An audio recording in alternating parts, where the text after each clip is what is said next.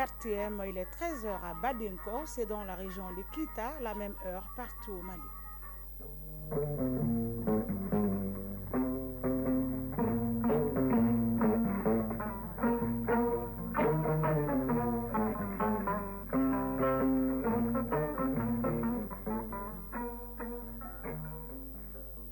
Le journal Aïssata Saliou Maïga.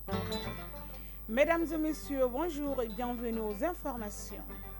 Un projet de plan d'action a été adopté hier matin lors d'une réunion de concertation entre le Premier ministre, ministre de l'administration territoriale et de la décentralisation et l'ensemble des acteurs.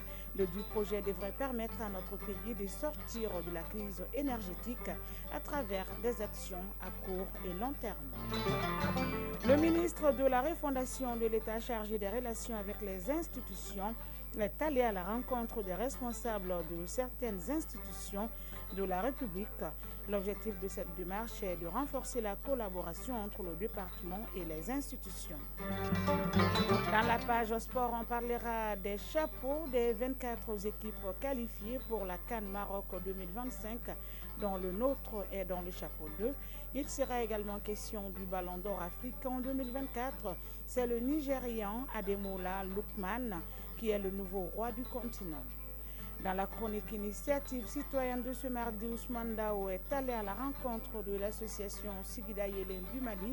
Cette association œuvre pour le développement harmonieux de plusieurs communes du Mali à travers des projets pouvant promouvoir l'employabilité des jeunes. Mesdames et messieurs, une fois de plus, bonjour et merci d'être au rendez-vous des infos.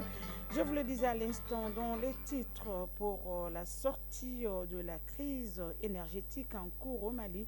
Un projet de plan d'action a été adopté hier matin lors d'une réunion de concertation entre le Premier ministre, ministre de l'administration territoriale et de la décentralisation et l'ensemble des acteurs.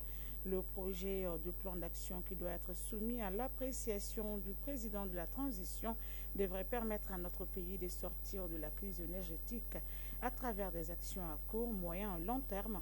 Nous vous proposons d'écouter le Premier ministre à la fin de la réunion, des propos recueillis par Mamari Koné et Aliou Touré. La résolution de la crise énergétique dans notre pays est une préoccupation majeure pour les autorités de la transition.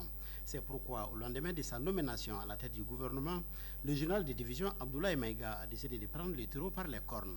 C'est ainsi que des visites et des rencontres sont organisées avec l'ensemble des acteurs en vue de trouver des solutions. Général de division Abdoulaye Maïga, Premier ministre, ministre de l'administration territoriale et de la décentralisation. La résolution de la crise énergétique est une priorité capitale pour le chef de l'État, son Excellence le général d'armée Assimi Goïta. Et en tenant compte de cette réalité, il nous a instruit de sortir très rapidement de cette crise énergétique. L'objectif recherché, c'est que notre pays ne puisse plus jamais connaître autant de difficultés, aussi bien entendu le pays que nos populations. La réunion du jour est consacrée à la restitution des résultats des travaux de groupe pour la sortie des crises énergétiques. C'est là à l'issue de plusieurs rencontres avec les acteurs impliqués. Une démarche très participative, ouverte et inclusive. Nous avons posé la question au personnel, y compris les retraités de cette société. La démarche a également impliqué l'ensemble des parties prenantes, à savoir le groupement de professionnels du pétrole, l'association des banques et établissements financiers, bien entendu, et tous les départements ministériels impliqués dans la résolution de la crise énergétique. Après plusieurs échanges, je pense qu'aujourd'hui, nous sommes heureux d'annoncer à notre population que nous avons un projet. C'est important de le dire, il s'agit d'un projet de plan d'action de sortie de la crise énergétique comportant un certain nombre d'actions. D'abord des actions immédiates, des actions de court, de moyen et de long terme. Le plan respecte les trois principes clés guidant l'action publique au Mali, à savoir le respect de la souveraineté du Mali, le respect des choix de partenariat et des choix stratégiques, et la prise en compte des intérêts vitaux du peuple malien dans toutes les décisions. Donc dans ce plan, il n'est pas du tout question que la crise énergétique soit une occasion pour des pays, en tout cas de nous entraîner dans des sillages géopolitiques. Le projet de plan d'action a fait l'objet d'unanimité. C'est pourquoi le chef du gouvernement a salué les différentes parties pour leur implication. Aujourd'hui, l'ensemble des parties prenantes sont d'accord que ce qui est proposé constitue le cheminement logique à suivre pour sortir notre pays de la crise énergétique. La prochaine étape, c'est de soumettre ce plan à l'examen d'abord de son Excellence le général d'armée Assimi Goïta, président de la transition, chef de l'État. Le Premier ministre n'a pas manqué de saluer les Maliens pour leur résilience face à la crise énergétique. Nous savons que notre pays et surtout les populations maliennes ont beaucoup souffert de cette crise énergétique. Nous tenons à présenter nos sincères excuses. Je crois que l'opinion nationale a bien compris que la question énergétique n'est pas seulement une question commerciale, c'est d'abord et avant tout une question sécuritaire. Donc nos plus hautes autorités accordent la plus grande importance à la gestion de la matière énergétique. Et je suis presque sûr et convaincu que le plan dont il s'agit, en tout cas s'il est examiné et approuvé à un haut niveau, évitera à notre pays de tels traumatismes. À cette réunion, on notait la présence de quelques membres du gouvernement, des responsables de la société EDM SA, des services d'assiette, de la commission de régulation eau et électricité, de l'association des consommateurs du Mali, des pétroliers et de l'association professionnelle des banques et établissements financiers du Mali. Le ministre de la Refondation de l'État chargé des relations avec les institutions à l'écoute des responsables de certaines institutions de la République. Il a été reçu hier par le président du Conseil économique, social, environnemental et culturel, ensuite par le président du Haut Conseil des collectivités. L'objectif de ces rencontres est de solliciter leur accompagnement dans la mission qui lui a été confiée par les autorités de la transition. Mahamadou Fane. Qui veut aller loin ménage bien sa monture, a-t-on coutume de dire. Et c'est ce qu'a compris le nouveau ministre de la Refondation de l'État chargé des relations avec les institutions en rendant visite au président du Conseil économique, social, environnemental et culturel. Il s'agit pour le ministre de solliciter l'appui et l'accompagnement de cette institution. Yacouba Katile, président du Conseil économique, social, environnemental et culturel. Le Conseil économique, social, environnemental et culturel, en tant que créateur des couches socio-professionnelles, est profondément attaché à cette vision d'un Mali repensé sur des bases solides où la consultation, l'écoute et la participation active de toutes les composantes de la société constituent des piliers essentiels. Le ministre s'est ensuite rendu au Haut Conseil des collectivités pour le même exercice. Ici, il a été surtout question de la décentralisation et de la place du Haut Conseil dans la mise en œuvre des recommandations des Assises nationales de la Refondation. Mamadou Satigui Sidibé, président du Haut Conseil économique, social, environnemental et culturel. Nous allons contribuer, comme d'habitude, et mieux pour l'accompagner dans la refondation du Mali. Le ministre a salué l'accompagnement de ces deux institutions qui sont, selon lui, des pièces maîtresses de la refondation. Bakary Traoré, ministre de la Refondation de l'État chargé des relations avec les institutions. J'ai vu que ces deux institutions font du beau travail dans l'intérêt, n'est-ce pas, de notre pays, dans l'intérêt des populations. Donc des institutions avec lesquelles tu seras forcé de travailler, tu ne peux pas attendre. Tu dois venir les voir, leur signifier que le partenariat, la collaboration qui existe déjà entre le département et ces institutions doit perdurer, doit s'améliorer, doit se renforcer. Les présidents des institutions visitées ont salué l'engagement du ministre à instaurer un cadre de concertation permanent avec leurs institutions pour une refondation au bénéfice des Maliens. La compagnie malienne pour le développement des textiles, le CMDTSA, devient désormais une seule entité. L'Assemblée générale extraordinaire des actionnaires a approuvé ce matin la fusion par l'absorption des filiales sud du Sikasso, nord-est de Koutiala, centre de Fana et ouest de Kita, ainsi que l'Office central de classement du coton par la CMDTSA, ce qui met fin au processus de privatisation du géant du coton malien entamé depuis plusieurs années. L'État malien est l'actionnaire principal avec 99,49% des actions, alors que Géo Coton détient 0,51% des actions. La CMDT pourra retrouver son lustre datant, se réjouit son président directeur général, Mamadou Moustapha Diarra, est au micro de Chaka Konaté. Pour dire que c'est une deuxième journée mémorable à la suite du conseil d'administration du 2 décembre. Nous en sommes aujourd'hui au 17 décembre à l'Assemblée générale extraordinaire de la CMDT-SA, mais aussi l'Assemblée générale extraordinaire de l'ensemble des 4 filiales et de l'OCC, pour concrétiser, finaliser le processus de fusion par voie d'absorption des filiales et de l'OCC par la CMDT-SA. Donc je pense que c'est un événement important. Donc c'est la marche vers la clôture du processus par l'enregistrement et le dépôt de ces actes que nous venons de signer aujourd'hui.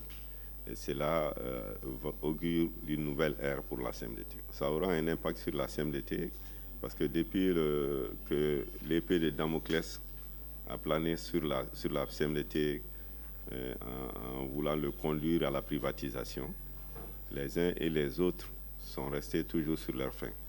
Et donc l'impact important, c'est déjà la confiance que ça va faire renaître. Ça permet une nouvelle réorganisation de la CMDT pour que l'on revienne sur les fondamentaux qui ont fait la gloire de la filière cotonnière du Mali. Et ça va nous donner la possibilité d'un management assez structuré, assez performant pour conduire la société, la CMDT-SA, qui englobe l'ensemble de ces dispositifs, que ce soit les ressources humaines, que ce soit les infrastructures, etc. Donc en une société unitaire, dont la gouvernance, je crois, j'en suis sûr, sera plus aisée. À Kita, plus de 2 tonnes de produits pharmaceutiques de contrefaçon de cannabis ont été saisis. Les produits ont pu être récupérés suite à une sortie de la direction générale de l'Office central des stupéfiants, antenne régionale de Kita, sur des localités de la région. Depuis Kita, les explications de Mahamadi Ali Boubari. Dans la nuit du 13 décembre, une opération a été effectuée avec sérénité et succès dans le cercle de Sebekoro. Résultat, des tonnes de produits contrefaçon, armes et cannabis saisis. Ils sont entre autres lieutenant-colonel Moumouni Bengali, chef d'antenne régionale de l'Office central des stupéfiants de Kita. À Kassaro, nous avons saisi 10 300 comprimés de tramadol 250 mg, 1669 sachets de Mirail Serpent, de Rizila, 64 paquets d'emballage de cannabis, un fusil de chasse, 2 tonnes de produits pharmaceutiques contrefaits de tout genre dans Sebekoro ville, une demi-brique de cannabis. Moussa Ndiaye, président du conseil régional de la jeunesse de Kita. Ce que nous exigeons des jeunes, c'est de mettre à profit leur jeunesse au service de la société. La drogue consume le statut de jeunesse. On est jeune sans le stupéfiant. La valeur marchande de tous les produits saisis par l'Office central des stupéfiants antenne de Kita en seulement 2 opérations dans les 2 localités s'élève à 27 millions de francs CFA. Lieutenant-colonel Moumouni Bengali, chef d'antenne régionale de l'Office central des stupéfiants de Kita. La question de la drogue est cruciale. De ce fait, la hiérarchie nous a instruit de mener une croisade sans complaisance contre les dealers. Colonel Chamsamake, conseiller au gouvernorat de Kita. Ces objets que nous venons de découvrir tout de suite à travers l'OCS est aussi interpellant. Ce n'est que 1 ou 2 opérations dans 2 localités dans toute la région de Kita. Je ne peux qu'encourager les premiers responsables de l'OCS au niveau de Kita ici. Ces opérations sont intervenues après une longue période de filiature qui doit perdurer pour permettre au colonel Moumouni Bengali et ses hommes de mettre la main sur tous les dealers, des psychotropes et produits pharmaceutiques contrefaits dans toute la région de Kita. Kita, Mohamed Ali Bari, Nouhou Kamara, Mohamed Fabrice Kambo pour l'ORTM. Quelques mots de l'actualité étrangère. À présent au Sénégal, l'ancien maire de Dakar, Barthélémy Diaz, a déposé hier 2 recours pour contester contre sa condamnation pour homicide, l'un devant la Cour d'appel, l'autre devant la Chambre administrative de la Cour suprême, pour pouvoir continuer à exercer ses fonctions.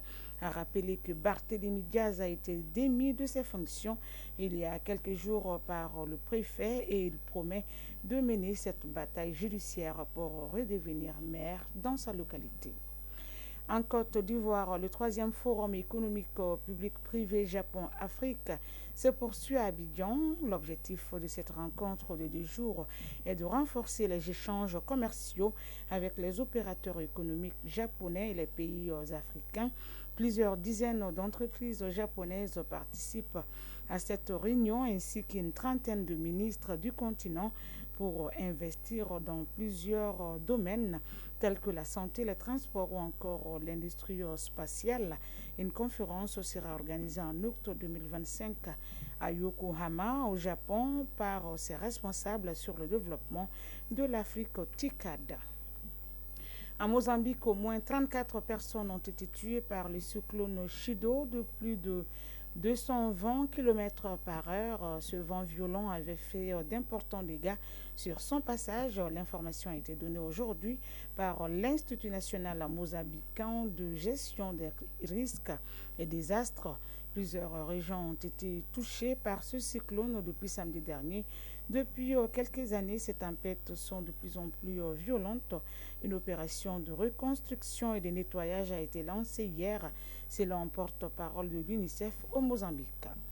Au Canada, la vice-première ministre des Finances, Chrystia Freeland, a démissionné hier de son poste alors qu'elle devrait présenter ses prévisions financières à la Chambre des communes 22. Madame le ministre des Finances s'oppose aux tendances dépensières du Premier ministre Justin Trudeau.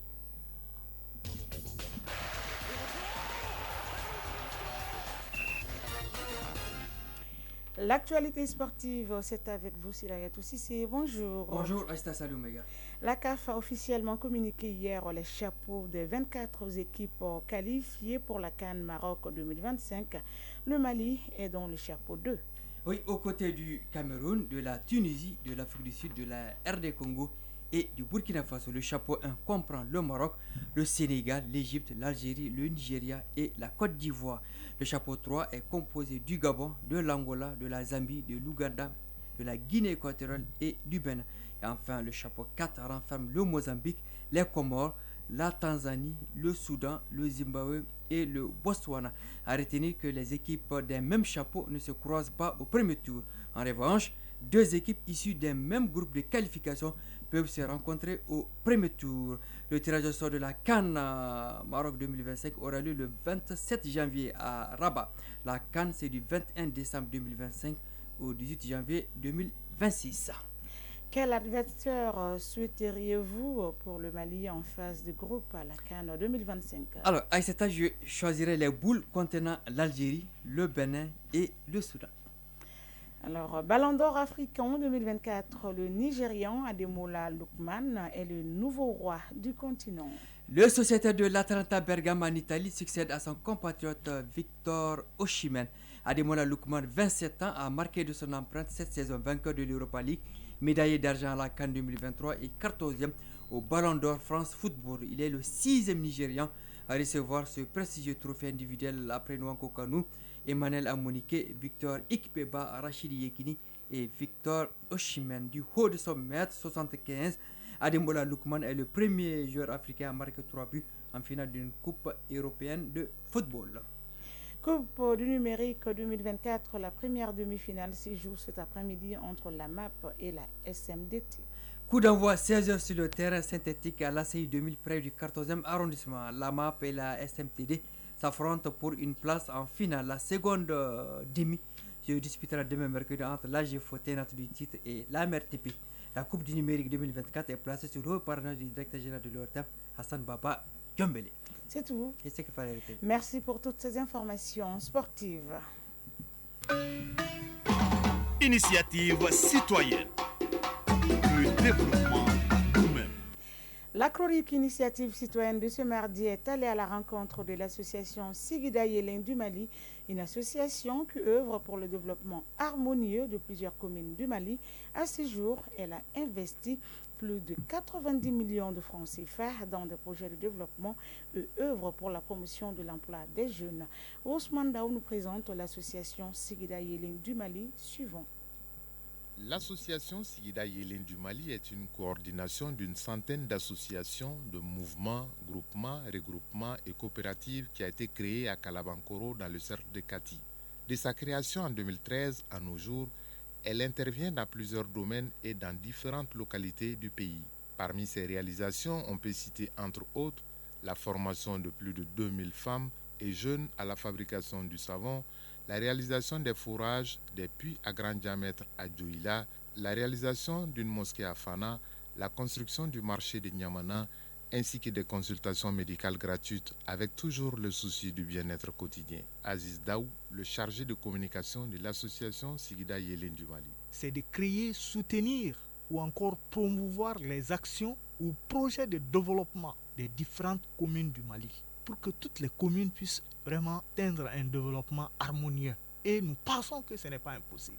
Il faut que nous nous donnons la main, comme la devise de Sigida Yélé le dit, union, solidarité et développement.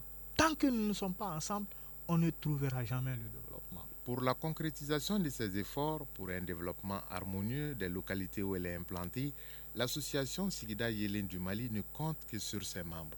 L'association fonctionne avec ses propres moyens.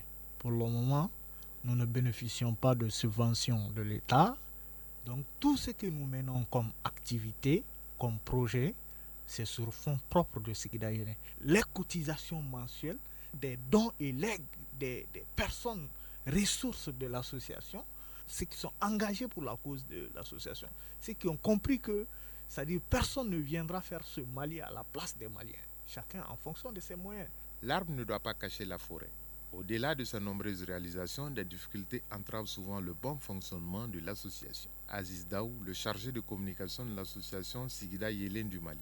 Souvent, on n'est pas compris. Les gens pensent que ce que nous faisons, c'est au profit de quelqu'un d'autre ou bien c'est au profit de la politique que nous le faisons. Ce sont ces problèmes qu'on a jusqu'à présent, mais on fait avec, à travers des campagnes de sensibilisation pour faire comprendre d'abord aux gens que le Mali a besoin de chaque Malien. Personne ne doit rester en marge de la construction de ce pays-là. L'association ne compte pas s'arrêter en si bon chemin après plus de 90 millions de francs CFA investis dans les actions de développement, car le leitmotiv, c'est toujours impacter directement le bien-être des populations pour leur épanouissement. Et c'est ce qui met en terme à cette édition qui vous a été présentée par Issata Saliou Maïga. Sa mise en onde a été assurée par Absi Traoré et Fousseini Sissoko. Mise en ligne, Badi Touré. Réalisation, Fatoumata Tangara et Kumba Sissako. Coordination, Ousmane Dao. Merci d'avoir été des nôtres et à très vite sur les antennes de Radio Mali pour d'autres informations. D'ici là, prenez bien soin de vous et des autres. Restez connectés. Dans quelques instants, Kani Keita sera là pour les avis et communiqués.